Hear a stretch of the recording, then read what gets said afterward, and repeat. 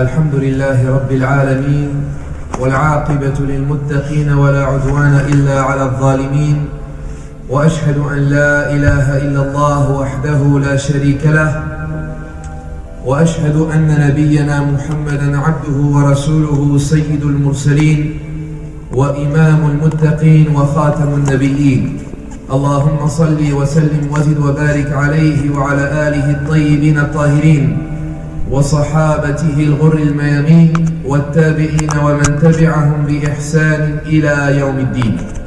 Toutes les louanges appartiennent à Allah, le Seigneur de tous les seigneurs, l'auteur de toutes les causes, Allah Tabaraka wa Ta'ala, le Seigneur de l'univers,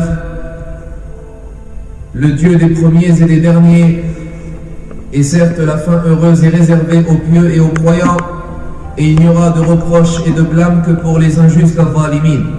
Et je témoigne que nul ne mérite d'être adoré en dehors d'Allah, l'unique sans associé. Et je témoigne que Muhammad est notre serviteur et je témoigne que Muhammad est son serviteur et son messager. Ô Allah, évoque-le en bien auprès de toi dans les grandes assemblées, préserve-le de tout mal dans ce bas monde ainsi que dans l'au-delà. Et accorde-lui ta bénédiction à lui ainsi qu'à sa noble famille, ses compagnons, ses bien-aimés, et tous ceux qui suivent son chemin et son sentier jusqu'au jour du jugement dernier. Ayyuhal ikhwatul kiram, je tiens à m'excuser par rapport à ces absences répétées pour ce rendez-vous qui est le vendredi entre le Maghrib et l'Isha, mais dû à quelques occupations et surtout à la venue des shuyukh qui sont venus il y a environ 2 ou 3 semaines. Et nous tenons à vous rappeler que nous qui effectuons des conférences et qui appelons à Allah Tabaraka wa Ta'ala, nous avons également besoin d'apprendre. Et nous avons également besoin de profiter des gens de science et des gens du prêche à da'wah. Donc lorsque ils nous viennent et qu'Allah Tabaraka wa Ta'ala nous accorde ce bienfait et cet honneur, eh bien c'est pour cela que nous profitons également d'eux et nous devons nous absenter et prendre du temps pour poser les questions que nous avons à poser et pour profiter de leur science.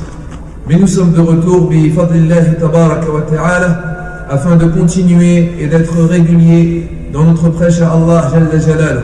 Et nous reprenons bi idnillahi azza wa jal cette noble série Silsilatu Raqa'iqil Qulub, la série de l'attendrissement des cœurs, une série qui nous permet d'augmenter notre foi et d'attendrir nos cœurs et de réveiller nos âmes. Et nous sommes aujourd'hui dans le 7e discours et la 7e rencontre de cette noble série, et nous avions parlé lors de notre dernière rencontre Ayyuhal Ahbab du rappel concernant la tombe al-Qabr, ainsi que son tourment et sa compression, desquels n'en sera préservé aucun homme et aucune créature. Nous avons évoqué et rappelé de la tombe et d'une partie de ce qui sera une cause des délices du croyant al-mu'min et une cause des faveurs du serviteur dans sa tombe. Nous avions ainsi parlé des causes qui permettront au serviteur de recevoir et d'être comblé des faveurs et des délices dans sa tombe. Et nous avions dit également que la tombe al-Qabr, soit Allah Jalla wa Ala en fera un jardin parmi les jardins du paradis, ou soit une abîme parmi les abîmes de l'enfer an-nar. Et après avoir parlé quelque peu des délices de la tombe, il incombe de savoir également que lorsque l'homme sera enterré, Allah a écrit et a destiné pour le corps sa disparition. Il n'y a pas un corps sans qu'Allah Jalla wa Ala ne lui ait écrit que la terre ne le mange et ne le consomme, excepté le corps des prophètes al-Anbiya, et dans une autre version également le corps des martyrs al-Shuhada. Comme l'a dit le messager d'Allah sallallahu alayhi wa sallam, certes Allah a interdit à la terre de manger le corps des prophètes al-Anbiya. Quant aux autres corps, ils vont inéluctablement se décomposer et être consommés et disparaître. Et le musulman n'aura aucun mal pour cela, et il ne subira aucune souffrance et aucune douleur pour cela, à condition qu'il ait obéi à Allah Tabaraka wa Ta'ala. Les délices qui atteindront le serviteur al-Abd dans sa tombe, ce sont des délices pour son âme. Mais le corps également suivra cette âme dans ses délices. Et c'est pour cela que le savant al-Imam Ibn Qayyim rahimahullah nous dit: Allah a établi 3 demeures pour le serviteur. Et il y a attribué à chaque demeure des règles juridiques spécifiques à chacune de ces demeures. Allah a établi la demeure de ce bas monde ad-dunya et la demeure du monde intermédiaire al-barzakh, c'est-à-dire la tombe, et la demeure éternelle, c'est-à-dire la demeure stable, soit le paradis, soit l'enfer. Quant à la demeure de ce bas monde, les règles juridiques s'attribuent et se rapportent au corps al-ajzad, et les âmes les suivent dans cela. Quant à la demeure du monde intermédiaire dans la tombe, les règles juridiques se rapportent aux âmes et les corps le suivent dans cela. Et quant à la demeure éternelle, les règles juridiques se rapportent aux âmes avec les corps. Ainsi l'homme, lorsqu'il est enterré, les délices comme les supplices, c'est l'âme qui les ressent et le corps également suit cette âme dans ses douleurs ou bien dans ses délices, dans le fait de ressentir cela, quel que soit le corps. Et cet instant et cette durée, ayyul ahbab, cette nouvelle demeure dont nous avons parlé lors du dernier discours concernant la tombe al-qabr, cette demeure vers laquelle se sera dirigé l'être humain al-insan après avoir été enterré, c'est une demeure qui se trouve entre l'au-delà et le bas monde ad-dunya, mais son rapport avec l'au-delà est plus proche que son rapport avec ce bas monde. Mais son rapport avec l'au-delà est plus proche que son rapport avec ce bas monde. Et cette demeure s'appelle le monde intermédiaire al-barzakh. Al-barzakh, le monde intermédiaire. Al-barzakh, dans son sens linguistique, dans la langue arabe, signifie la barrière.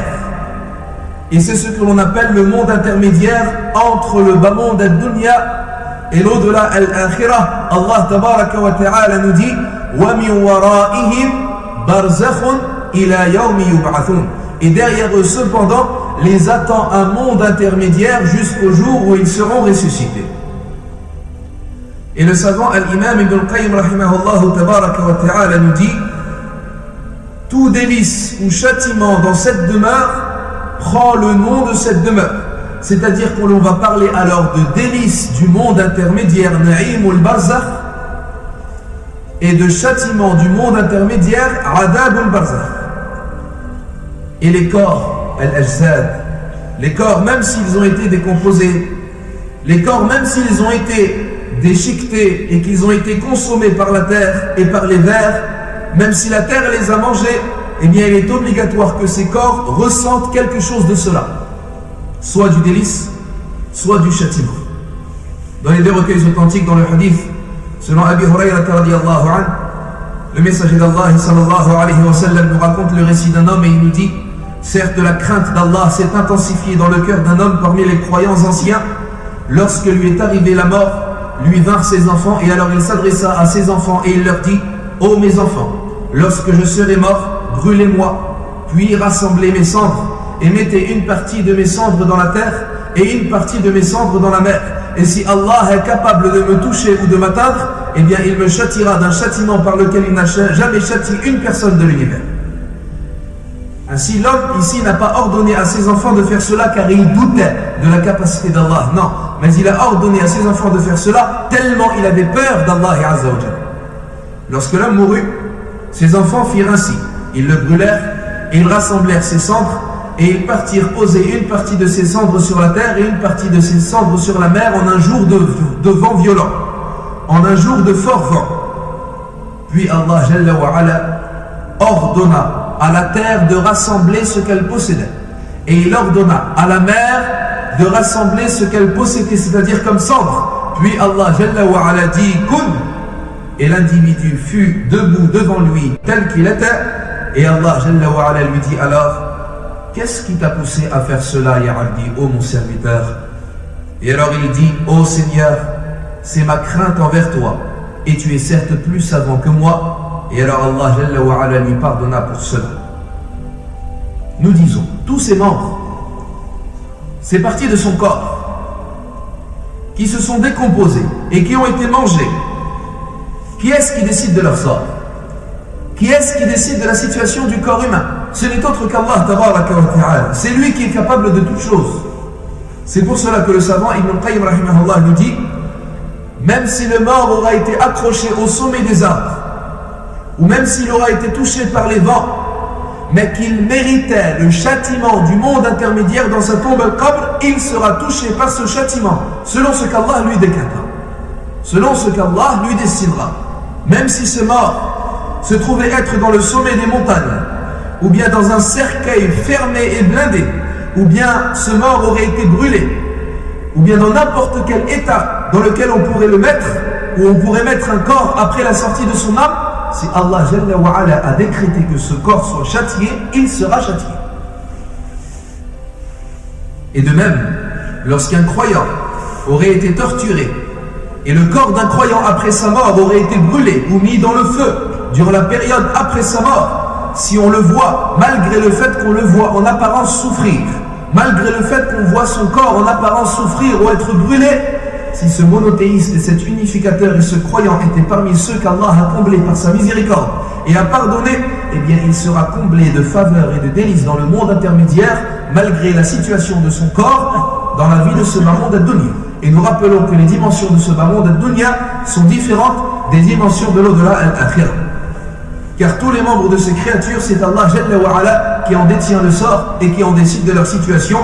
Et ces membres, les membres et les parties de ce corps humain ne sont que obéissants et soumis à la volonté de leur Créateur et de leur Seigneur.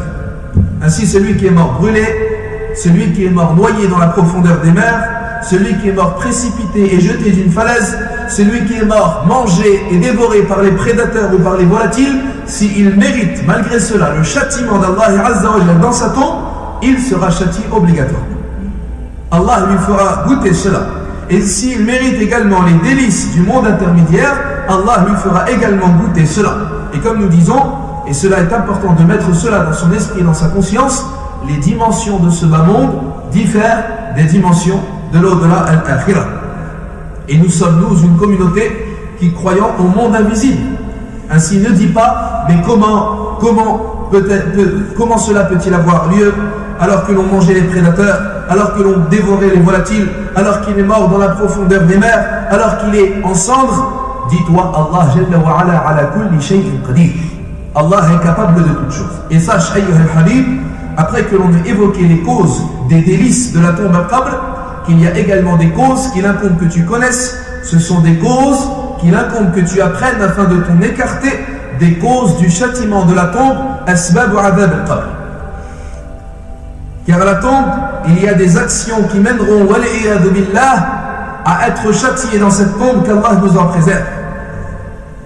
Et nous désirons, avant d'évoquer et d'énumérer les causes du châtiment de la tombe, nous désirons, bi'idnillahi tabaraka wa ta'ala, énumérer avant tout les preuves de la véracité et de l'existence et de l'authenticité du châtiment dans la tombe al-qabr. Des preuves tirées du Coran et de la Sunna, afin que l'un d'entre nous ne se pose pas la question, mais comment est-ce qu'ils peuvent affirmer le châtiment de la tombe? Est-ce qu'il y a quelqu'un parmi eux qui est allé descendre dans une tombe pour voir cela? Il y a des preuves authentiques tirées du livre d'Allah al-Qur'an et de la Sunnah du messager d'Allah sallallahu alayhi wa sallam, qui confirme et qui justifie l'existence authentique du châtiment de la tombe. Et le livre d'Allah l'a montré, ainsi que la Sunnah du messager d'Allah sallallahu alayhi wa sallam. Quant aux preuves du châtiment de la tombe dans le livre d'Allah, elles sont nombreuses. Parmi elles, la parole d'Allah tabaraka wa ta'ala: وَلَوْ تَرَى إِذِ الظَّالِمُونَ فِي غَمَرَاتِ الْمَوْتِ وَالْمَلَائِكَةُ بَاسِطُو أَيْدِيهِمْ أَخْرِجُوا أَنفُسَكُمْ الْيَوْمَ تُجْزَوْنَ عَذَابَ الْهُونِ بِمَا كُنْتُمْ تَقُولُونَ عَلَى اللَّهِ غَيْرَ الْحَقِّ وَكُنْتُمْ عَنْ آيَاتِهِ تَسْتَكْبِرُونَ. Allah tabaraka wa ta'ala nous dit: et si tu voyais al-zalimun, les injustes, lors des affres et des souffrances de la mort, alors que les anges leur tendent leurs mains et leur disent: faites sortir vos âmes. Ce jour-là, vous serez touchés et rétribués par le châtiment de l'avilissement, à cause de ce que vous disiez sur Allah en tant que parole fausse, et à cause de ce que vous faisiez lorsque vous vous enfliez d'orgueil quant à nos signes et à nos versets. Allah tabaraka wa ta'ala nous dit: وَلَوْ تَرَى إِذِ الظَّالِمُونَ فِي غَمَرَاتِ الْمَوْتِ. Ici, al-zalimun, les interprètes de Coran nous disent: al-zalimun humul mushrikun, ce sont les associateurs. Lorsque tu verras les associateurs dans les souffrances et les affres de la mort, Pourquoi cela? Car Allah nous dit Inna shirka la dhulmun azim. Certes, l'association est une injustice énorme. Ici, Allah Azza wa Jal parle des associateurs au moment de leur mort. Et il nous dit Wal malaikatu basitu aydihim. Quant aux anges, alors qu'ils étendent leurs mains, les anges ici, ce sont les anges adjoints de l'ange de la mort, Malakul Maut. Ils étendent les mains vers cet homme qui s'apprête à sortir de ce corps, alors que la famille du mort est autour de lui, mais que cette famille ne voit pas cette scène, que l'ange de la mort s'est approché de lui avec les anges al-malaïka, et que ces anges s'apprêtent à accueillir cette âme qui va sortir de son corps, car tout cela fait partie du monde invisible. Allah tabaraka wa ta'ala nous dit وَلَوْ تَرَى إِذِ الظَّالِمُونَ فِي غَمَرَاتِ الْمَوْتِ. Lorsque tu vois les associateurs, lorsqu'ils s'apprêtent à mourir dans les souffrances de la mort, وَالْمَلَائِكَةُ بَاسِطُوا أَيْدِيهِمْ. Alors que les anges étendent leurs mains, أَخْرِجُوا أَنفُسَكُمْ. Faites sortir vos âmes. أَخْرِجُوا أَنفُسَكُمْ الْيَوْمَ تُجَزَوْنَ عَذَابَ الْهُونِ. Ce jour-là, vous serez rétribués du châtiment de l'avilissement. Le jour où vous serez rétribués du châtiment de l'avilissement, quand cela, ce n'est pas le jour de la résurrection, mais c'est le jour de la sortie de vos âmes, c'est-à-dire dans les tombes al-qubur. Telle est une preuve du châtiment de la tombe. Et également, Allah tabaraka wa ta'ala nous dit au sujet des hypocrites al-munafiqin, Allah nous dit وَمِمَّنْ حَوْلَكُمْ مِنَ الْأَعْرَابِ مُنَافِقُونَ وَمِنْ أَهْلِ الْمَدِينَةِ مَرَضُوا عَلَى النِّفَاقِ لَا تَعْلَمُهُمْ نَحْنُ نَعْلَمُهُمْ سَنُعَذِّبُهُمْ مَرَّتَيْنِ ثُمَّ يُرَدُّونَ إِلَى عَذَابٍ عَظِيمٍ. Allah nous dit, et certes parmi ceux qui sont autour de vous, parmi les Bédouins, des hypocrites, et également parmi les gens d'Al-Madina, ils ont été touchés par la maladie de l'hypocrisie. Tu ne les connais pas, nous les connaissons, nous les châtierons à 2 reprises, puis ils seront amenés au châtiment le jour de la résurrection, un châtiment énorme et terrible. Qu'est-ce que nous dit Al-Hasan al-Basri concernant ce verset, rahimahullah? Il nous dit Sanu'adhibuhum marratayn. Nous les châtirons à 2 reprises. La première fois dans ce bas monde ad-dunya, lorsqu'ils seront dévoilés devant les gens, et la deuxième fois dans le monde intermédiaire, al-barzakh, c'est-à-dire dans la tombe. Thumma yuradduna ila adhabin azim. Puis ils seront emmenés à un châtiment immense le jour de la résurrection. Le jour de la résurrection. La troisième preuve dans le livre d'Allah prouvant l'existence du châtiment de la tombe, c'est au sujet des gens et des troupes de Fir'aun. La'anahu Allah azza wa jal. Allah tabaraka wa ta'ala nous dit An-nar yu'raduna 'alayha ghuduwan wa 'ashiyyan. Le feu dans lequel seront exposés matin et soir ces gens-là, wa yawma taqumu as-sa'a, et le jour où se lèvera l'heure, c'est-à-dire l'heure de la résurrection, wa yawma taqumu as-sa'a adkhilu ala fir'aun ashad al-'adab. Faites entrer la famille, c'est-à-dire les gens de Fir'aun, dans le pire des châtiments. Ici, l'imam al-Qurtubi nous dit, ainsi que la plupart des gens de science, ils se sont appuyés sur ce verset et en ont fait un pilier pour prouver l'existence du châtiment de la tombe. Car quand est-ce qu'ils seront exposés matin et soir au feu? Ceci c'est dans la tombe al-Qabr. Puis il dit et le jour où se lèvera l'heure, c'est-à-dire le jour de la résurrection. Donc avant le jour de la résurrection, ils seront exposés au feu matin et soir, c'est-à-dire dans leur tombe. La quatrième preuve, c'est la parole d'Allah tabaraka wa ta'ala lorsqu'Allah nous dit dans Surat As-Sajdah وَلَنُذِيقَنَّهُمْ مِنَ الْعَذَابِ الْأَدْنَى دُونَ الْعَذَابِ الْأَكْبَرِ لَعَلَّهُمْ يَرْجِعُونَ. Il nous dit Allah tabaraka wa ta'ala, et nous leur ferons goûter d'un châtiment ici-bas, en dehors, c'est-à-dire sans le châtiment plus grand, peut-être qu'ils reviendront.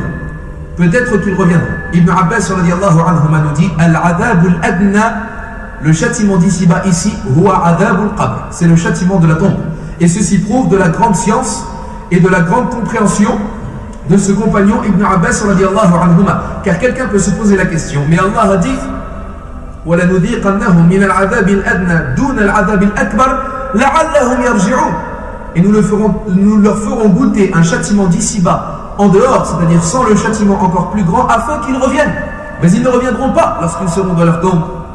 Donc le premier châtiment, certains pourraient dire, c'est le châtiment dans ce bas monde ad-dunya. Nous disons, ici tu t'es trompé dans ta compréhension, car Allah tabaraka wa ta'ala, avant d'évoquer al-adabul adna, il a affirmé, il a prononcé, c'est-à-dire qu'il a donné la préposition min al-adabil adna, ce qui signifie nous leur ferons goûter d'une partie du châtiment d'ici-bas. Donc une partie du châtiment d'ici-bas servira à ce qu'ils reviennent dans ce bas monde ad-dunya à Allah tabaraka wa ta'ala. Quant à l'autre partie du châtiment d'ici-bas, c'est le châtiment de la tombe, adab al-qabr. Donc le châtiment d'ici-bas est de deux sortes: châtiment dans ce bas monde durant cette vie, et le châtiment dans la tombe al-qabr, dans le monde intermédiaire. Et le savant Ibn Qayyim, lorsqu'on lui rapporta cela, il dit: telle est la parole exacte. C'est pour cela que ceci a été évoqué dans Silsilatu Sahiha et dans le hadith authentique, dans un hadith authentique, que le prophète sallallahu alayhi wa sallam a dit au sujet de ceux auxquels Allah a destiné le châtiment dans leur tombe. Il nous dit sallallahu alayhi wa sallam: puis leur seront ouverts une fenêtre vers le feu de l'enfer Nar, leur viendra et leur arrivera alors une partie de sa chaleur, min harriha, une partie de sa chaleur. Et il n'a pas dit leur viendra toute sa chaleur, harruha. Donc cette préposition min signifie une partie de. وَلَنُذِيقَنَّهُمْ مِنَ الْعَذَابِ الْأَدْنَى دُونَ الْعَذَابِ الْأَكْبَرِ لَعَلَّهُمْ يَرْجِعُونَ. Et nous leur ferons goûter d'une partie du châtiment d'ici-bas, sans le châtiment plus grand, afin qu'ils reviennent. La cinquième preuve, parmi les preuves du livre d'Allah Azza wa Jal, la parole d'Allah tabaraka wa ta'ala: يُثَبِّتُ اللَّهُ الَّذِينَ آمَنُوا بِالْقَوْلِ الثَّابِتِ في الحياة الدنيا وفي الآخرة.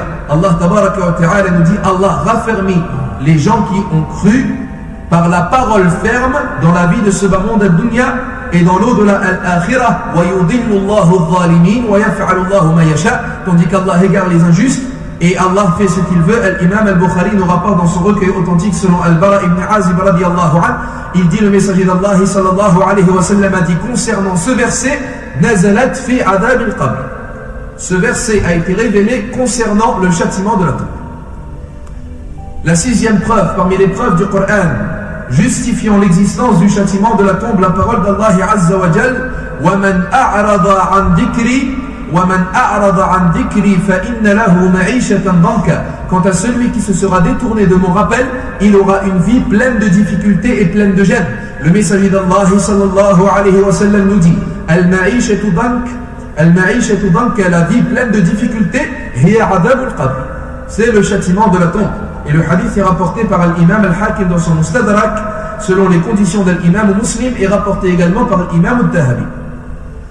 Septième preuve parmi les preuves de l'existence du châtiment de la tombe concernant les gens de Fir'aun. Allah tabaraka wa ta'ala nous dit dans Surat Nuh, Allah nous dit: mimma khati'atihim ughriqu fa udkhilu nar. Il nous dit: à cause de leurs erreurs, ils ont été noyés et sont rentrés tout de suite dans le feu an-nar. Et ici, la lettre ou bien la préposition fa ughriqu fa udkhilu nar, les savants nous disent, al-ulama, ce fait-là, cette lettre, exprime et donne une notion de succession et d'enchaînement rapide. Et les savants de l'éloquence arabe ont dit qu'ici, il est sûr que cela a un sens d'enchaînement rapide, car sinon le verset n'aurait pas un sens correct.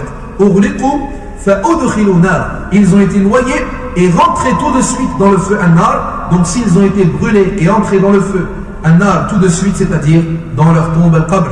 Wal-Hafid ibn Kathir rahimahullah nous dit: ils sont passés alors du châtiment de la noyade au châtiment de la brûlure.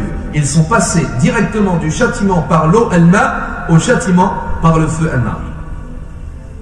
Et Allah tabaraka wa ta'ala nous dit également, et telle est la huitième preuve dans le Coran prouvant l'existence du châtiment de la tombe adab al-qabr, dans Surat At-Tur, Allah nous dit: فَضَرْهُمْ حَتَّى يُلَاقُوا يَوْمَهُمُ الَّذِي فِيهِ يُصْعَقُونَ يَوْمَ لَا يُغْنِي عَنْهُمْ كَيْدُهُمْ شَيْئًا وَلَا هُمْ يُنصَرُونَ وَإِنَّ لِلَّذِينَ ظَلَمُوا عَذَابًا دُونَ ذَلِكَ عَذَابًا دُونَ ذَلِكَ وَلَكِنَّ أَكْثَرَهُمْ لَا يَعْلَمُونَ. Allah nous dit, en parlant de ceux qui ont été injustes: laisse-les ainsi jusqu'à ce qu'ils rencontrent le jour dont ils ont été menacés, le jour où ne leur sera profitable plus aucune chose et ils ne seront point secourus.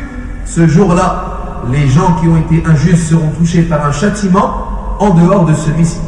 Un châtiment en dehors de celui-ci, et ce châtiment, c'est le châtiment de la tombe, comme nous l'ont dit Ibn Abbas radiyallahu anhuma ou Al-Bara ibn Azib radiyallahu anhu. Et ils nous disent concernant ce châtiment de ce verset de Surat At-Tur: innahu adab al-qabr, c'est le châtiment de la tombe. Et les preuves concernant le châtiment de la tombe dans le livre d'Allah Azza wa Jal sont plus nombreuses que celles que nous venons d'évoquer, et nous nous concentrerons sur celle-là dû à l'étroitesse du temps. Quant à la sunnah du messager d'Allah sallallahu alayhi wa sallam, les hadiths concernant le châtiment de la tombe ont certes atteint un haut degré d'authenticité. Ces hadiths qui font disparaître le doute de toutes parts concernant cette réalité. Parmi ces hadiths, ce qui a été rapporté par l'imam Muslim, un hadith selon Anas radiallahu anhu, le messager d'Allah sallallahu alayhi wa sallam nous dit: si vous ne vous enterriez pas les uns les autres,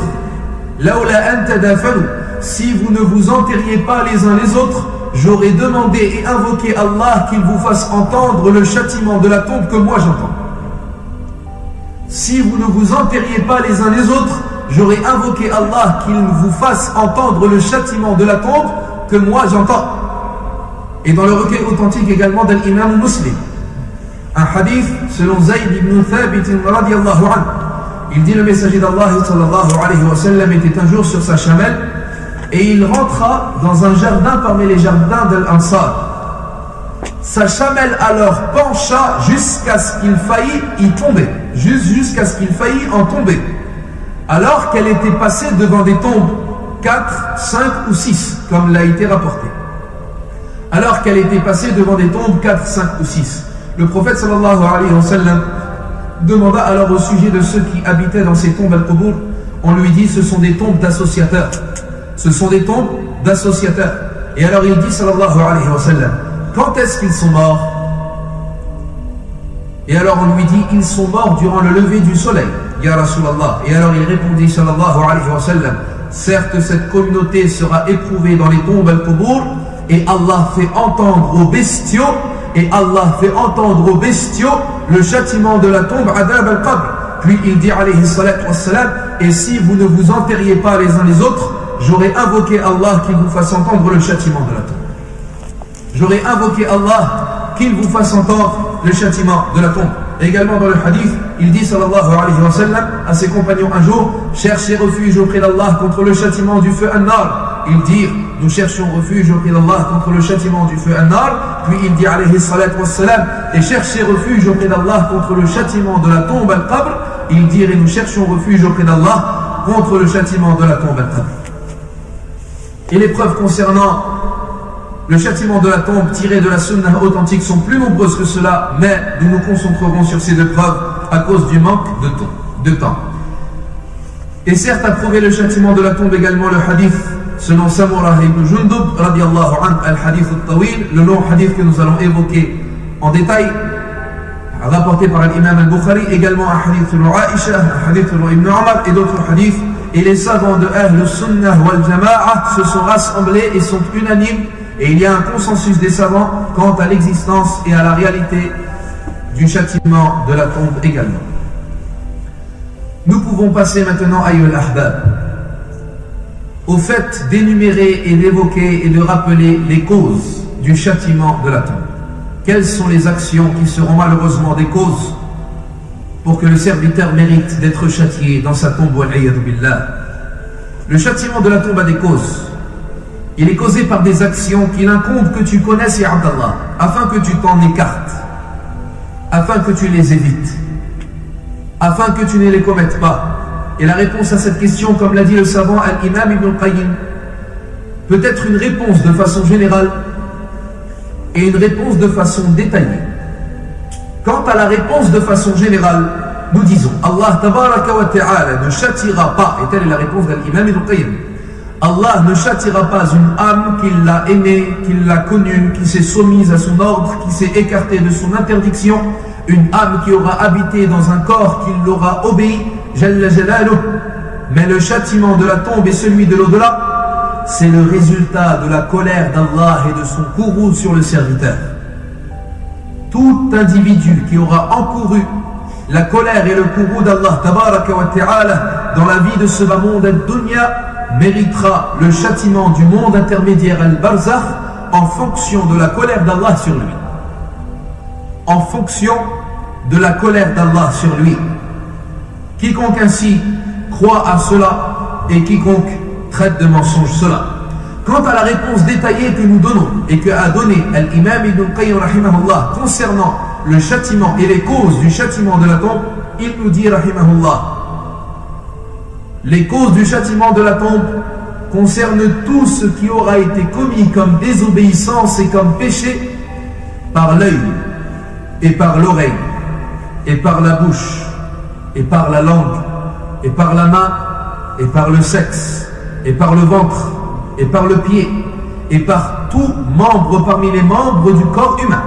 Ainsi, il nous dit rahimahullah, ainsi le menteur et le calomniateur et le semeur de discorde entre les gens et le médisant et le consommateur de l'usure al-riba et le consommateur des biens par corruption al-rishwa et le consommateur des biens des orphelins injustement, le consommateur de l'illicite al-haram et le consommateur des choses enivrantes parmi les boissons comme l'alcool ou les drogues et le tueur d'une âme qu'Allah a rendue sacrée sauf à bon droit et celui qui se sera suicidé et également le gouverneur qui aura gouverné par autre que la loi d'Allah et également al-mufti, celui qui aura donné des fatwas par autre que ce qu'Allah a légiféré, également celui qui sera mort, celui qui aura menti au sujet d'Allah et son messager, celui également qui est vulgaire et grossier dans ses propos, le sorcier, le devin, celui qui se rend aux sorciers et aux charlatans et aux devins, qui les questionne et qui les croit dans ce qu'ils leur ont dit, dans ce qu'ils lui ont dit, également celle qui se lamente sur un mort et celui qui l'écoute,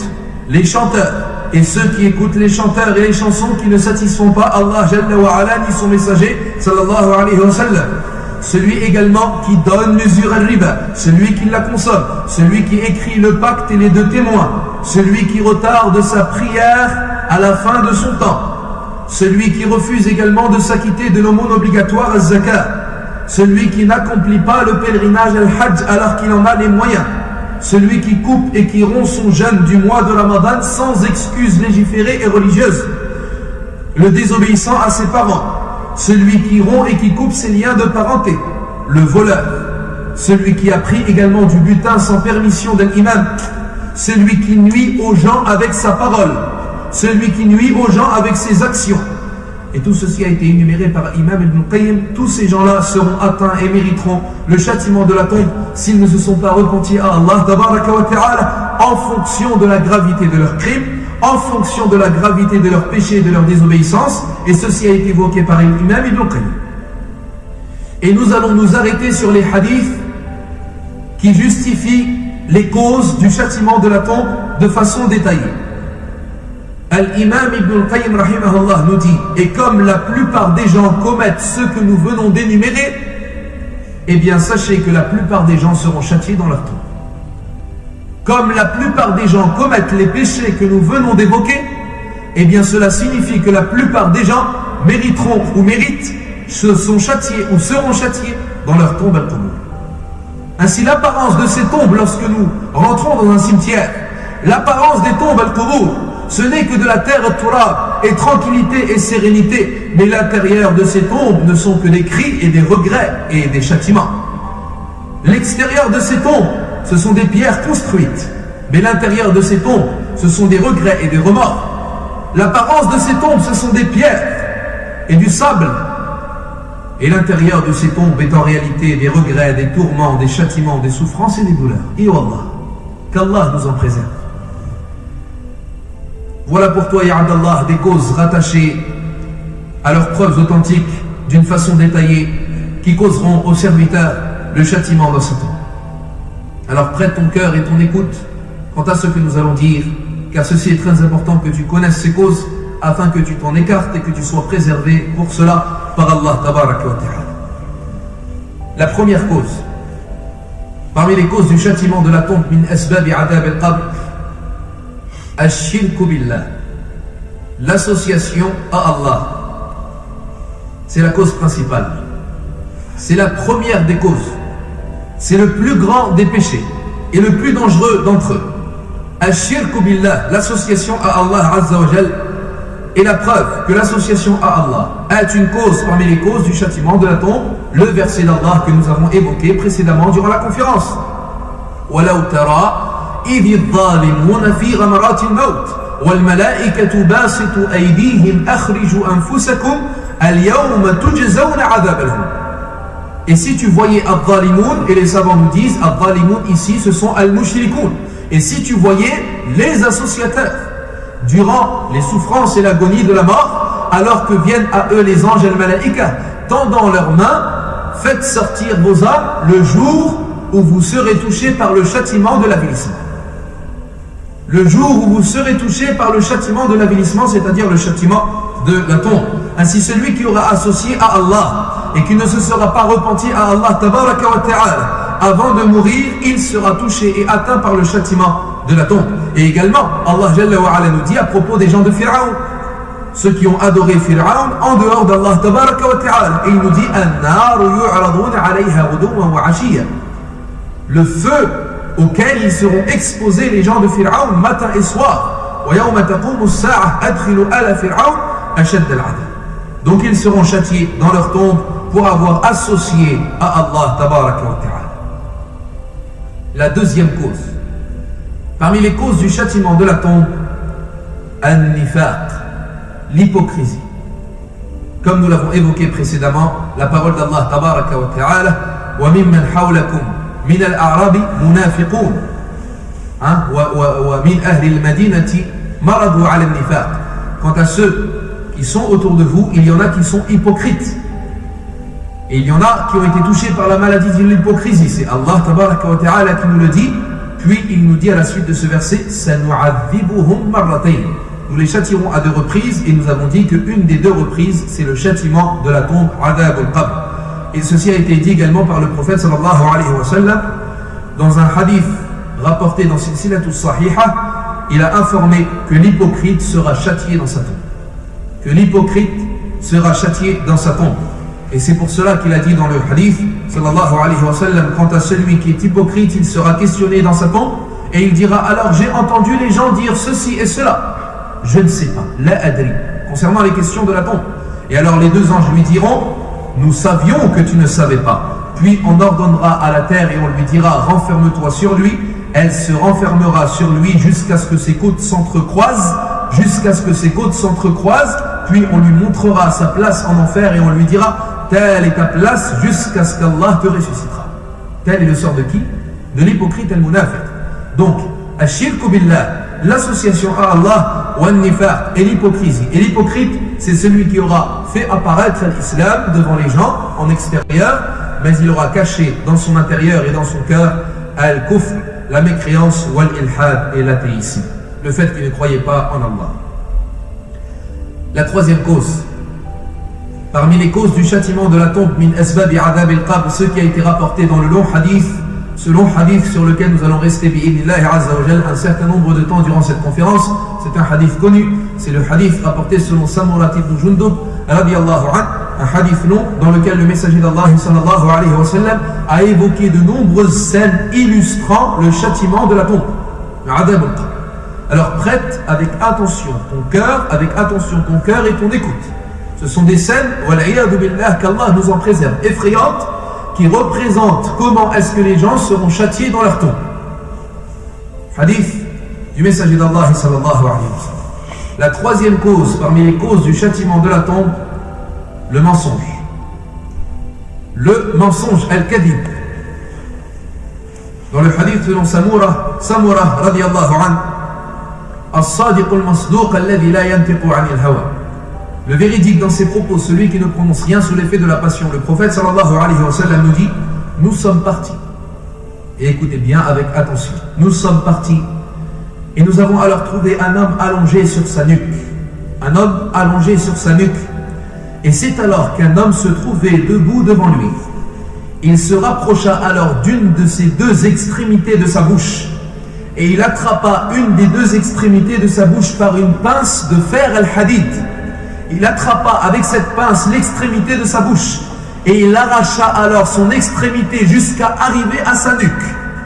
Puis il attrapa sa narine et il arracha sa narine jusqu'à arriver à sa nuque.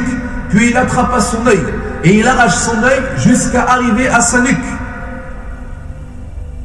Et lorsqu'il termine cela, il vient alors à l'autre côté de son visage. Et il fait de même avec l'autre côté de son visage comme il a fait avec le premier côté. Et lorsqu'il termine avec le deuxième côté, voilà que le premier côté de la face de son visage revient à l'état initial comme il était auparavant. Et il se remet à faire cela avec le premier côté. Et ceci jusqu'au jour de la résurrection. Il nous dit alayhi salatu wassalam, jusqu'à ce que les 2 personnes, c'est-à-dire les 2 anges al-malakan, lui dire, quant à l'homme, il dit alayhi salatu wassalam, quant à l'homme que nous sommes venus voir, allongé sur sa nuque, et sur lui un homme, arrachant un de ses deux côtés de sa bouche, cet homme, c'est l'homme qui sort de sa maison, et il prononce un mensonge qui atteint les horizons. C'est l'homme qui sort de sa maison, et il prononce un mensonge, et ce mensonge atteint les horizons. C'est-à-dire que c'est un homme qui ne dit pas la vérité dans ce qu'il dit. Et lorsqu'il prononce ce mensonge va très loin. Et ce mensonge est entendu par beaucoup de monde.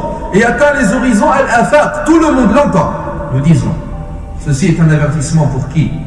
Ceci est un avertissement pour ceux dont la voix porte loin, dont ceux dont la voix est entendue par beaucoup de monde, pour ceux dont la voix atteint les horizons, en commençant par les prédicateurs ad-du'at, et par les savants al-ulama, et par ceux qui appellent à Allah tabaraka wa ta'ala. Ceux-ci, leur voix porte loin, ceux-ci, leur voix est entendue par du monde. Également parmi eux, les journalistes as-sahafiyoun, lorsqu'ils parlent, leur voix atteint les horizons. Cela, leur voix atteint également les horizons dans leurs médias et dans la presse. Parmi eux également ceux qui sont célèbres et ceux qui sont admirés par les gens. Cela, lorsqu'ils mentent, leur mensonge est entendu par beaucoup de monde. Leur rétribution, leur récompense, c'est que leur bouche soit déchiquetée par des tenailles de fer al-hadid dans leur tombe, et que les déchiquettent les anges al-malaïka avec des pinces de fer dans la tombe. Na'am, le mensonge al-kadhib. Parmi les causes du châtiment de la tombe également, et telle est la quatrième cause que nous allons évoquer, le fait d'apprendre le Coran, et de le retenir et de le réciter, mais de le rejeter et de ne pas l'appliquer et le mettre en pratique. Et également le fait de dormir durant les prières obligatoires. Et la preuve à cela, également le hadith selon Samura ibn Jundub radiyallahu anhu, le messager d'Allah sallallahu alayhi wa sallam nous dit, et nous sommes partis et nous avons alors trouvé un homme allongé. C'est alors qu'il y avait un homme debout devant lui qui tenait dans ses mains un rocher et une grosse pierre. Il se saisit de la pierre et il la lança alors afin de fracasser la tête de l'homme allongé. Il fracassa alors la tête de l'homme allongé, puis la pierre se mit alors à rouler et s'éloigner un peu plus loin. Il part alors chercher la pierre, et lorsqu'il revient à l'homme allongé dont la tête a été totalement fracassée, voilà que sa tête est revenue à l'état initial dans lequel elle était, et il se met alors à refracasser cette tête, et ainsi de suite jusqu'au jour de la résurrection. Et ainsi de suite jusqu'au jour de la résurrection. Il dit, sallallahu alayhi wa sallam, nous sommes partis. Puis ces deux anges me dirent, alors, quant à l'homme que tu as aperçu allongé, avec à côté de lui un homme debout, fracassant sa tête avec un rocher, c'est l'homme qui apprend le Coran, mais le rejette et qui dort durant les prières obligatoires. C'est l'homme qui apprend le Coran, mais le rejette. Il apprend le Coran, mais il le rejette. C'est l'homme à qui Allah tabaraka wa ta'ala a accordé le bienfait de l'apprentissage du livre d'Allah. C'est l'homme qui apprend le Coran, c'est l'homme qui récite le Coran, c'est l'homme qui lit le Coran, mais il le rejette, mais il le renie, mais il ne l'applique pas après y avoir cru, mais il ne le met pas en pratique dans la vie de ce monde ad-dunya. Il commet le pire des crimes. Dans le recueil de l'imam al-Bukhari, dans une autre version, il dit sallallahu alayhi wa sallam, c'est l'homme à qui Allah a appris le Coran, il dort avec lui durant la nuit, il passe la nuit avec le Coran, mais il abandonne le fait d'agir avec ce Coran durant la journée. Naam, et il dort durant les prières obligatoires.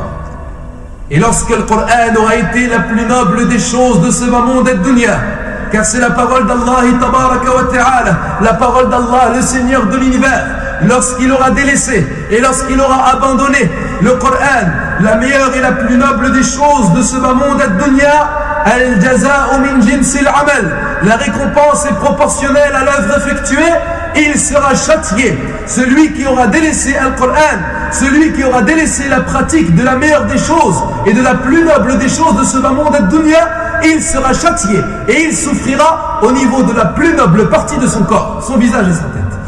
Et lorsque la prière également aura été l'action la plus noble par laquelle le serviteur se rapproche de son Seigneur Jalla wa Ala, mais qu'il aura dormi durant cette prière et qu'il aura négligé cette prière, eh bien il sera fracassé au niveau de cette tête qui se montre lourde durant la prière obligatoire, cette tête qui refuse de se réveiller durant la prière d'Al-Fajr. Oh, vous qui dormez durant la prière de Subh tout le temps. Oh, vous qui êtes réguliers dans le fait de dormir durant la prière d'Al-Fajr. Craignez Allah Jalla wa Ala. Wallahi, la plupart des gens dorment durant la prière d'Al-Fajr. Quelle en est la preuve? Pourquoi est-ce que je jure par Allah Azza wa Jal? Nous ne disons pas cela exagérant. Nous ne disons pas cela par exagération. Regardez le nombre de prières dans la maison d'Allah. Regardez le nombre de prières durant Salat al-Fajr dans toute la planète et dans toute la terre al-Ard. Où sont les prières dans la prière d'Al-Fajr? Tous les jours, où sont les prières dans les maisons d'Allah Tabaraka wa Ta'ala? Si cela prouve une chose, cela prouve que la plupart des gens dorment durant la prière d'Al-Fajr. Ces têtes qui se montrent lourdes durant la prière d'Al-Fajr, eh bien elles seront fracassées dans leur tombe al-Qubur par les pierres al-Sukhur. Naam, elles seront fracassées, wal'iyadu billah. Les écraseront ces rochers dans leur tombe al-Qubur jusqu'au jour de la résurrection. Est-ce que tu acceptes cela pour ta tête, ya Abdullah? Est-ce que tu pourrais subir cela, ne serait-ce qu'une seule fois dans ce bas monde ad-dunya, recevoir un gros rocher qui fracasse ta tête, wal'iyadu billah? Fa inna lillahi wa inna ilayhi raji'un. La cinquième cause, parmi les causes du châtiment de la tombe, min asbabi adab al-qabr, az-zina, la fornication. Az-zina, la fornication, na'am. Le messager d'Allah sallallahu alayhi wa sallam nous dit, nous sommes partis, dans le hadith de Samura, radiallahu anhu, nous sommes partis, nous sommes arrivés devant une chose telle un four. Et les savants ont dit, c'est un four semblable au four qui se trouve dans les boulangeries. C'est un four en forme d'entonnoir inversé, dont l'ouverture en haut est étroite et l'ouverture en bas est large. Il dit, nous sommes arrivés à une chose ressemblant à un four. Il dit, alayhi salatu wassalam, nous avons alors regardé d'en haut de ce four. C'est alors que nous avons entendu d'en bas des voix hurlantes et criantes. Et voilà que nous avons aperçu des hommes et des femmes nus. Leur viennent d'en dessous d'eux des flammes de feu. Leur viennent d'en dessous d'eux des flammes, jusqu'à ce que lorsque leur viennent ces flammes, ils se mettent à crier et à hurler. Puis dirent les deux anges al-Malakan au prophète sallallahu alayhi wa sallam, quant aux hommes et aux femmes nues que tu as aperçus dans ce genre de four, ces gens-là sont les fornicatrices et les fornicateurs. Les fornicatrices et les fornicateurs, tel est le résultat du plaisir illicite al-haram, tel est le résultat de jouer avec les femmes al-nisa.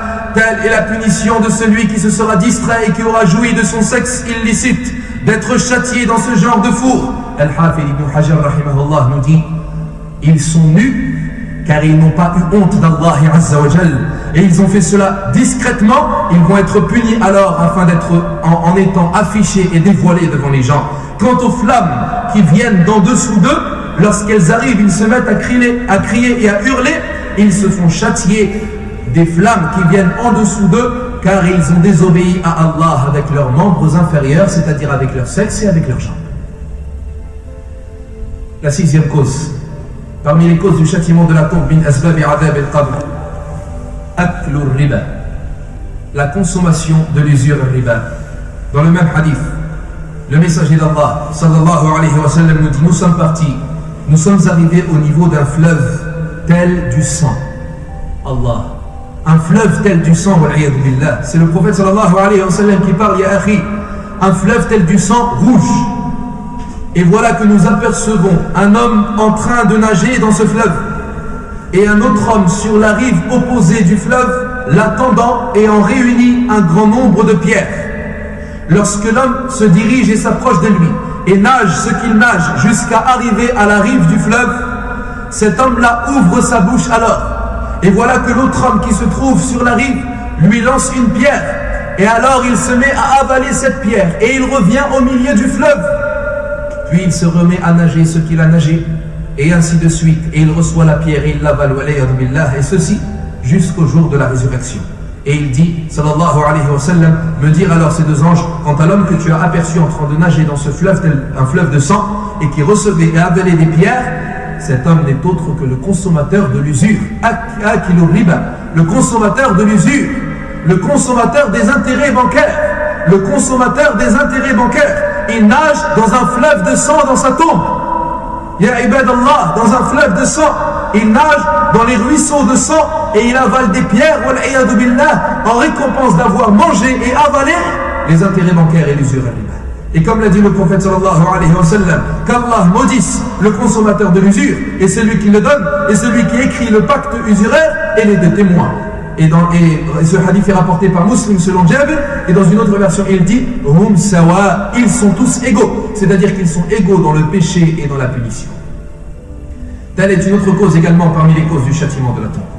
La septième cause parmi les causes du châtiment de la tombe, min asbabi adab al-qabr, ce qu'a évoqué le messager d'Allah sallallahu alayhi wa sallam dans un hadith, et il nous dit alayhi salatu wa sallam, le fait de ne pas se purifier de l'urine et de semer la discorde entre les gens. Et ce hadith est rapporté dans les deux recueils authentiques selon Ibn Abbas radiyallahu anhuma. Le messager d'Allah sallallahu alayhi wa sallam a passé un jour devant deux tombes. Il nous dit radiyallahu anhuma, le prophète sallallahu alayhi wa sallam passa un jour devant deux tombes et il dit, certes ces gens-là se font châtier et ils ne se font pas châtier pour quelque chose de grand, mais certes c'est un grand péché. Quant à l'un d'entre eux, quant à l'un des deux, il ne se purifiait pas de son urine. Quant à l'autre, il marchait entre les gens en semant la discorde entre eux. Puis il demanda sallallahu alayhi wa sallam qu'on lui ramène un morceau de branche humide. Il coupa ce morceau de branche humide en deux et il planta les deux branches sur chacune des deux tombes et il lui dit, Ya Rasulallah, pourquoi est-ce que tu as fait cela? Il répondit sallallahu alayhi wa sallam, peut-être que le châtiment leur sera allégé tant que ces branches ne se dessèchent pas. Naam. Il dit alayhi salatu wa salam, ces gens-là se font châtier, mais ils ne se font pas châtier pour quelque chose de grand, mais certes c'est quelque chose de grand. Qu'est-ce que cela signifie? Cela veut dire, comme l'ont dit les gens de science, soit ils se font châtier à cause d'une chose qui était grande auprès d'Allah, mais qu'ils eux ne considéraient pas comme grande. Comme l'a dit Allah tabaraka wa ta'ala dans un autre verset, وَتَحْسَبُونَهُ هَيِّنًا وَهُوَ عِنْدَ اللَّهِ عَظِيمٌ. Vous pensiez cela comme quelque chose de non important, mais ceci était grand auprès d'Allah. Et dans une autre version, les gens de science ont dit, ils se font châtier pour quelque chose qui n'était pas difficile pour eux à éviter, qui n'était pas grand, c'est-à-dire qui n'était pas pénible pour eux à éviter. Mais certes, c'est un grand péché, et ceci a été expliqué par l'imam al-Baghawi ou l'imam Ibn Daqiq, rahimahumallahu tabaraka wa ta'ala. Et il a été rapporté par l'imam al-Tabarani et l'imam al-Bazar avec une chaîne de transmission authentique selon Ibn Abbas radiyallahu anhuma que le messager d'Allah sallallahu alayhi wa sallam nous dit, la plupart, écoutez ce hadith, la majorité des gens qui seront châtiés dans leur tombe, c'est à cause de leur urine. Il nous dit alayhi salatu wa salam, la majorité des châtiments de la tombe est causée par l'urine. Purifiez-vous-en donc. Tel est ce qu'a dit le prophète sallallahu alayhi wa sallam. Et ceci nous le disons à qui? Ceci nous l'envoyons à qui comme message? À celui qui délaisse la prière à salat. Au toi qui délaisse la prière, celui qui ne prie pas, il ne se purifie pas de son urine. Celui qui ne prie pas, les restes de l'urine touchent son vêtement et touche ses cuisses sans qu'il s'en soucie. Pourquoi? Car il ne connaît pas la purification at-tahara. Car il ne se purifie pas pour Allah tabaraka wa ta'ala. Il ne connaît pas le fait de se purifier des impuretés. Et lorsque l'on constate ainsi le grand nombre de ceux qui ne font pas la prière et le grand nombre de ceux qui rentrent aux toilettes sans se purifier de leur urine, nous comprenons alors que la majorité des gens seront châtiés dans leur tombe à cause de leur urine, ma'al asaf. Et ceci concerne les hommes comme les femmes et nisa. Wallahi, c'est une honte que leurs pantalons restent impurs. Pour cela, à cause d'une impureté, à cause de l'urine al-bawl. Wallahi, ajif. Et il nous dit, alayhi salatu wa salam, quant à l'autre personne de ces deux tombes, il semait la discorde entre les gens. An-namim. Il marchait entre les gens en semant la discorde entre eux. C'est-à-dire qu'il rapportait la parole d'un tel et il la transmettait à un tel et il rapportait la parole de celui-ci pour la dire à celui-là afin de semer et afin d'instaurer entre eux la haine et l'hostilité et la jalousie et la discorde et les problèmes entre eux. C'est ce que l'on appelle en arabe an-namim. C'est ce que l'on appelle en arabe an-namim. La huitième cause, parmi les causes du châtiment de la tombe, bin asbabi adab al-qabr, al-ghiba, la médisance. Na'am, al-ghiba, la médisance, comme ce qui a été rapporté avec une chaîne de transmission authentique dans une version d'Al-Imam Ahmed. C'est une autre version du hadith selon Abi Bakra radiyallahu anhu. Le messager d'Allah alayhi salatu wa salam nous dit, quant à l'un des deux, il ne se purifiait pas de l'urine, quant à l'autre, il est en train d'être châtié à cause de la médisance al-ghib.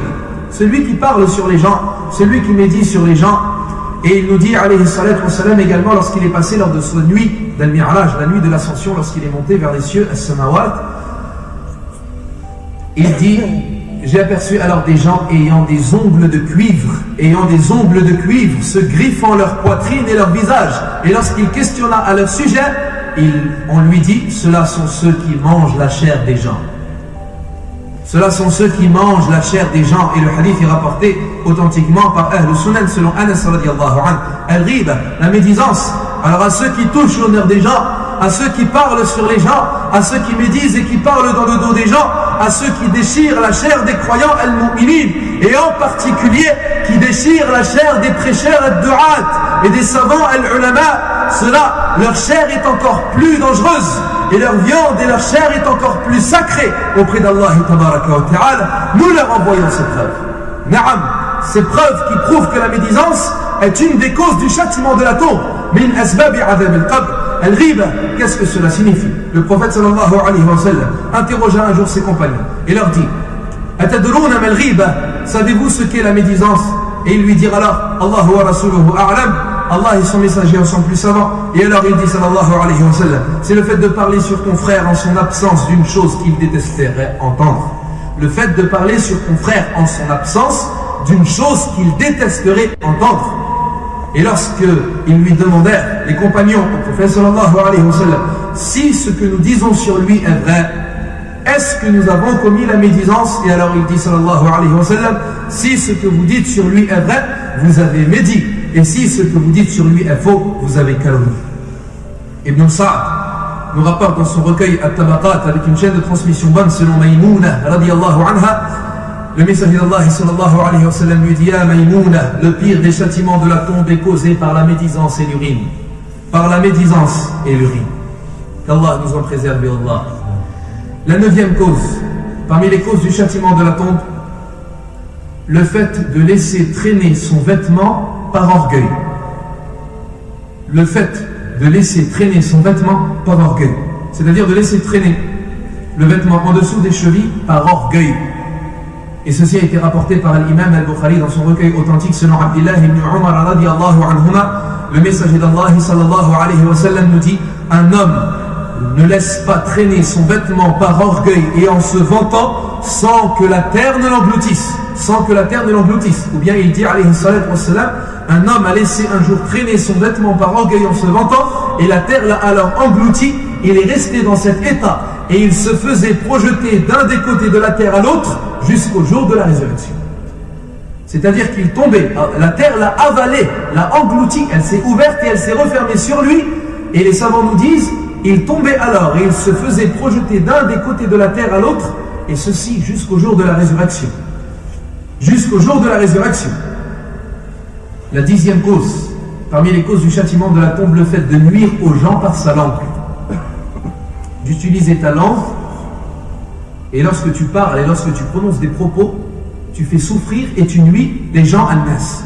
Al-Hafid ibn Hajar nous rapporte avec une chaîne de transmission authentique que le messager d'Allah sallallahu alayhi wa sallam nous dit, quant à l'une des deux personnes, elle nuisait aux gens par sa langue.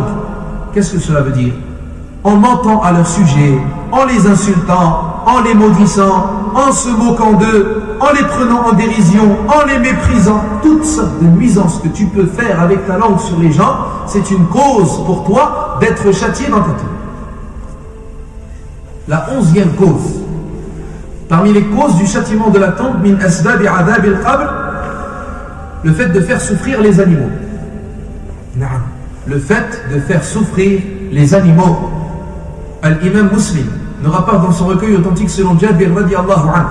Il nous rapporte que lors de la prière de l'éclipse, alors que le prophète sallallahu alayhi wa sallam dirigeait cette prière devant les gens, lorsque le prophète sallallahu alayhi wa sallam a effectué la prière de l'éclipse, il dit alayhi salatu wa sallam lors de cette prière, m'a été présenté l'enfer an-nar, m'a été présenté l'enfer an-nar, alors qu'il priait la prière de l'éclipse. En prière, il nous dit alayhi salatu wa sallam, j'ai aperçu alors en enfer une femme parmi les femmes des enfants d'Israël être châtiée à cause d'un chat.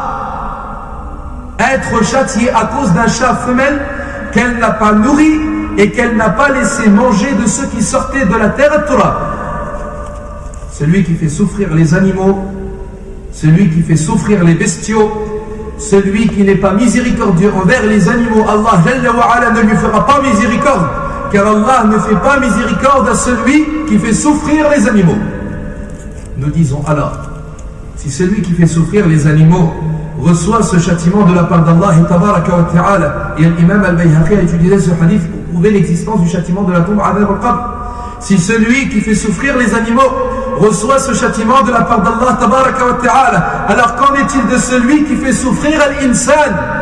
Qu'en est-il de celui qui fait souffrir l'être humain? Mais plus encore, qu'en est-il de celui qui fait souffrir celui qui unifie Ar-Rahim Ar-Rahman et celui qui suit la sunna du messager d'Allah alayhi salatu wassalam?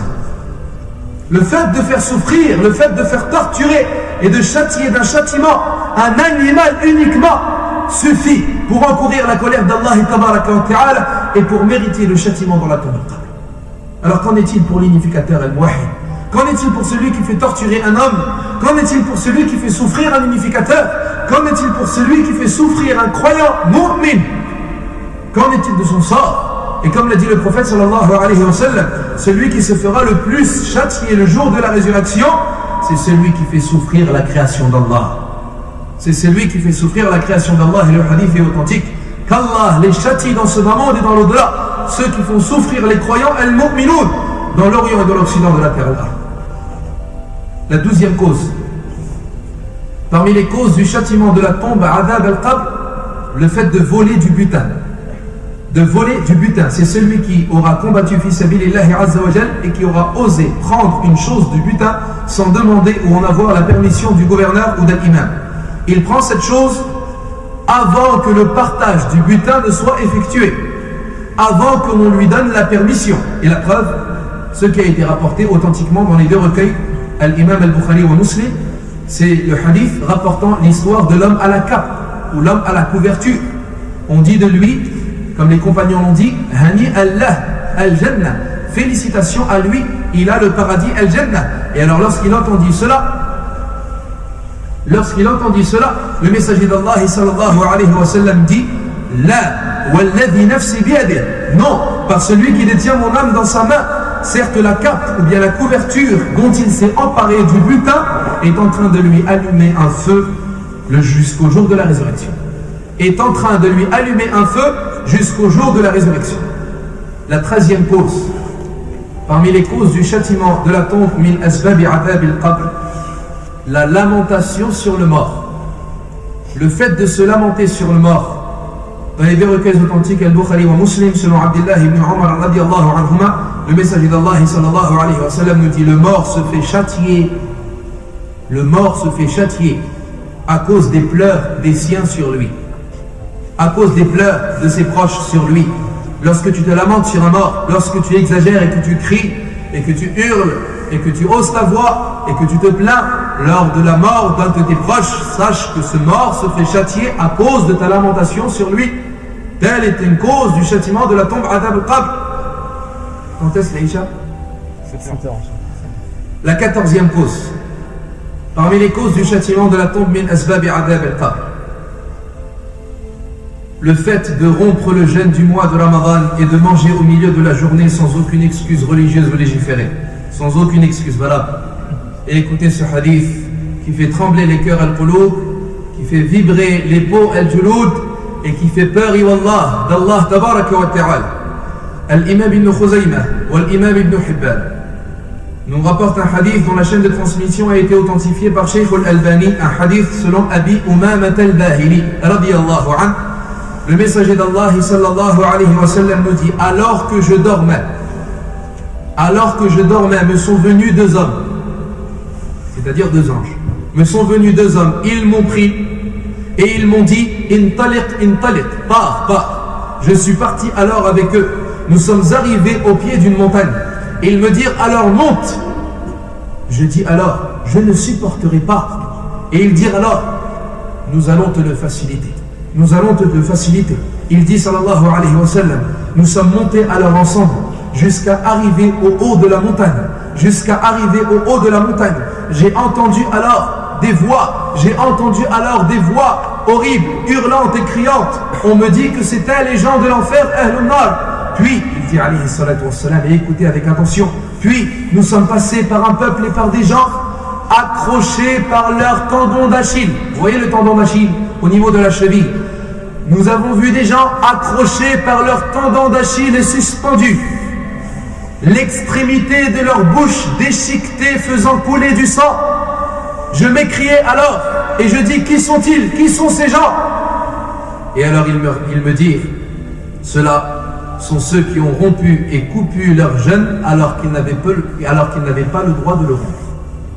Ceux qui ont rompu leur jeûne avant qu'ils n'aient le droit de le rompre. Les savants al-ulama nous disent: ce sont ceux qui coupent le jeûne durant le mois de Ramadan sans aucune excuse religieuse.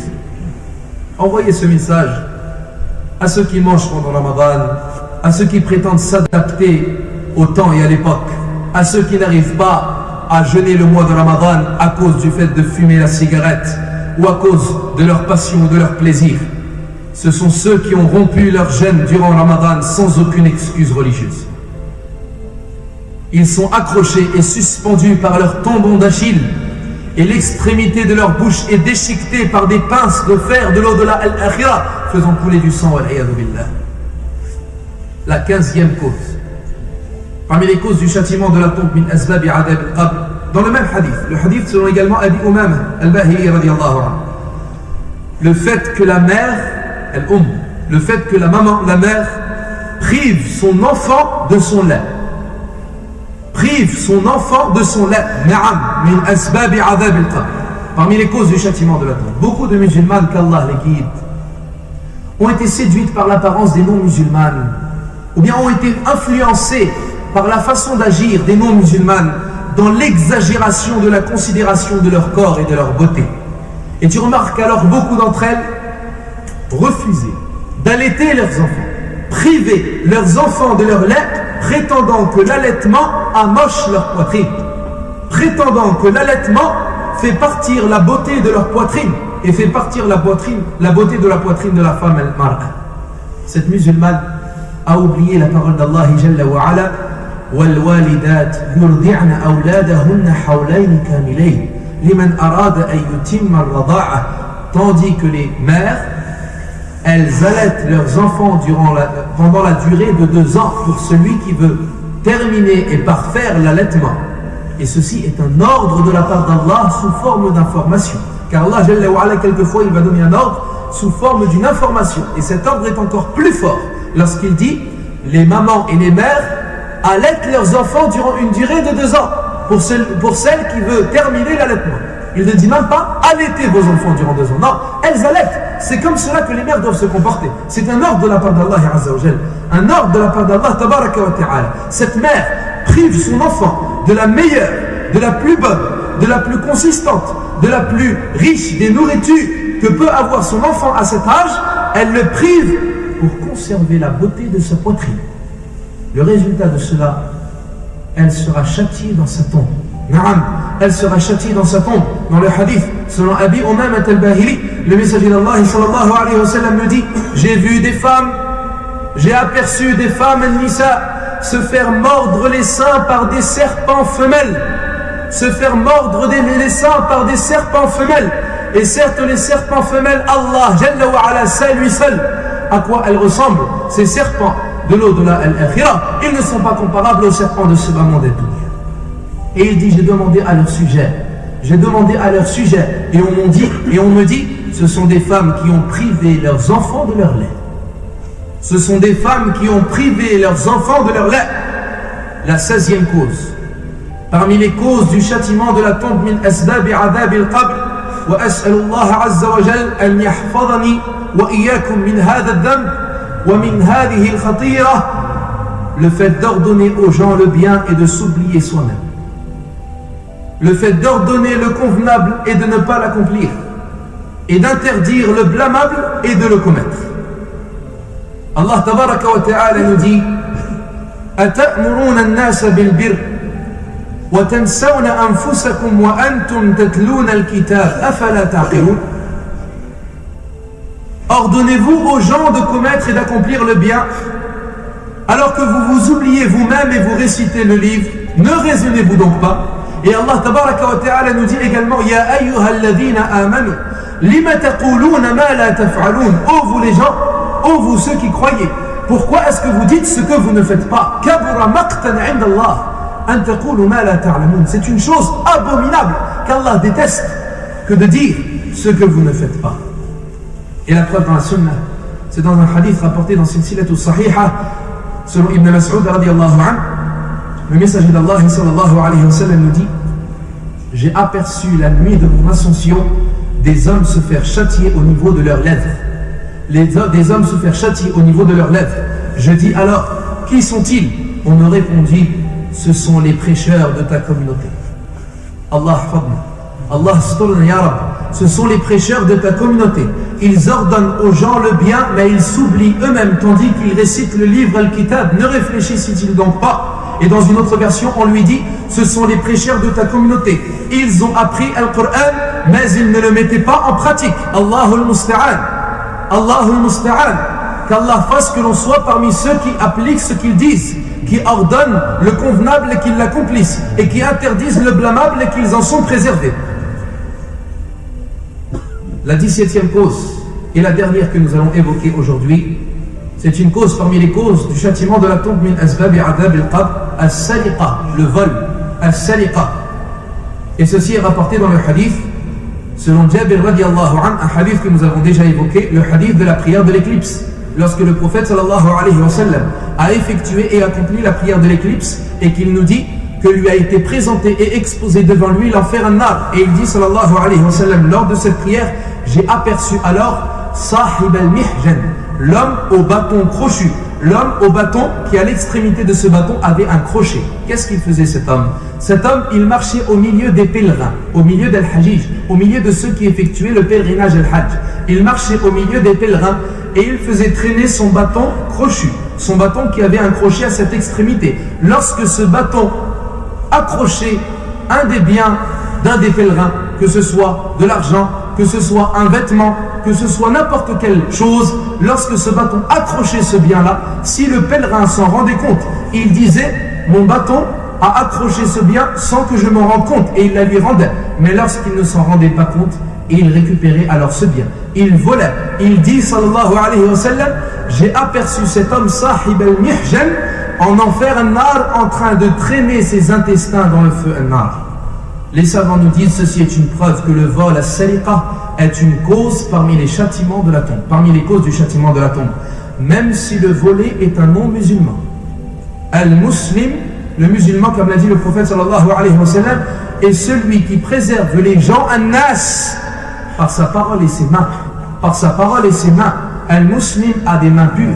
Il ne vole pas. Il ne s'empare pas des biens injustement, quelle que soit la personne qui est en face de lui, même si c'est quelqu'un qui n'est pas musulman et qui ne fait pas partie de la religion de l'islam. Telles sont la plupart des causes que nous avons évoquées et énumérées parmi les causes du châtiment de la tombe.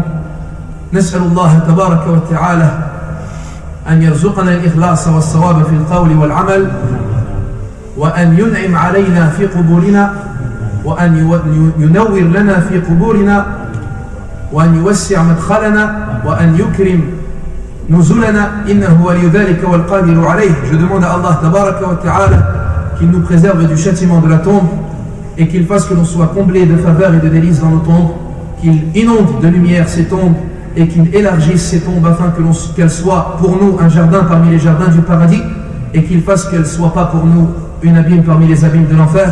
Et je tiens à demander à Allah tabaraka wa ta'ala qu'il nous accorde de la sincérité, qu'il nous guide vers la vérité dans nos paroles et nos actions, et qu'il fasse que l'on soit parmi ceux qui écoutent la bonne parole et qui retiennent ce qu'elle contient de meilleur. Ceux-là sont ceux qu'Allah a guidés et ce sont eux les doués d'intelligence. Je demande à Allah Azza wa Jal qu'il pardonne nos péchés, qu'il efface nos erreurs et qu'il fasse que l'on soit parmi ceux qui ordonnent le convenable et qui l'accomplissent et qu'ils interdisent le blâmable et qu'ils s'en écartent. Lui seul en a la capacité et le pouvoir. Je tiens à préciser par la même occasion que toute parole véridique de cette conférence ne peut provenir que d'Allah seul et que toute erreur ou oubli ou omission ne peut provenir que de moi ou du diable shaitan. Et je demande à Allah Azza wa Jal d'évoquer en bien auprès de lui dans les grandes assemblées, de préserver de tout mal dans ce bas monde ainsi que dans l'au-delà et d'accorder sa bénédiction à son noble messager ainsi qu'à sa famille, ses chers compagnons, ses bien-aimés et tous ceux qui suivent son chemin et son sentier jusqu'au jour du jugement dernier. Et notre dernière invocation est que toutes les louanges appartiennent à Allah, le Seigneur de l'univers. Wa akhiru da'wana anil hamdulillahi rabbil alamin.